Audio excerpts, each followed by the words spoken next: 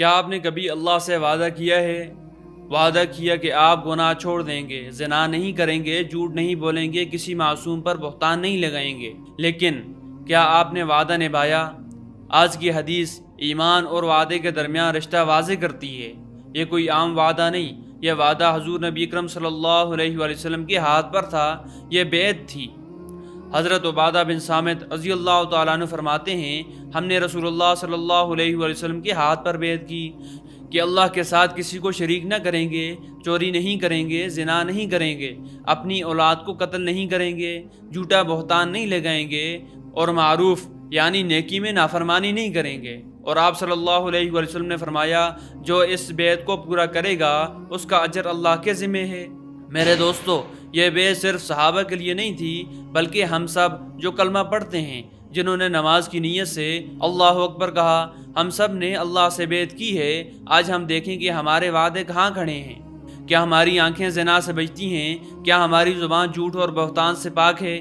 کیا ہم رزق حلال میں چوری نہیں کرتے؟ اور سب سے بڑھ کر کیا ہم اللہ کی نافرمانی سے بچتے ہیں؟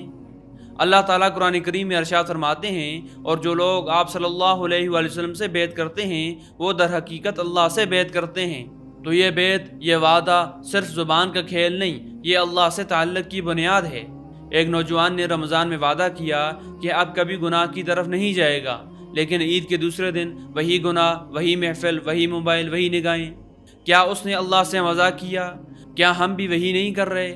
لیکن سنو، اللہ کے نبی حضور نبی اکرم صلی اللہ علیہ وآلہ وسلم نے فرمایا، جس نے گناہ کیا اور دنیا میں اس کو سزا ملی تو وہ اس کے لیے کفارہ ہے، اور جسے اللہ نے چھپا لیا تو وہ اللہ کی مشیت پر ہے، چاہے معاف کرو یا سزا دے۔ کیا یہ اللہ کی رحمت نہیں کہ اگر ہم توبہ کر لیں تو اللہ ہمیں معاف بھی کر سکتا ہے اور چھپا بھی سکتا ہے؟ آج کا پیغام سیدھا ہے، ہم نے اللہ سے جو وعدے کیے انہیں نبھانے کے وقت آ گیا ہے۔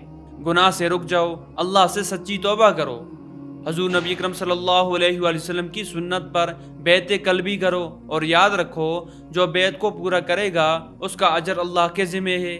کیا آپ وہ خوش نصیب بننا چاہتے ہیں؟ تو آج اسی لمحہ اپنے ہاتھ اللہ کے نبی حضور نبی اکرم صلی اللہ علیہ وآلہ وسلم کی سنت پر رکھ کر دل سے وعدہ کریں، یا اللہ، میں تیرے ساتھ کیے گئے وعدے کو نبھاؤں گا، مجھے استقامت عطا فرما۔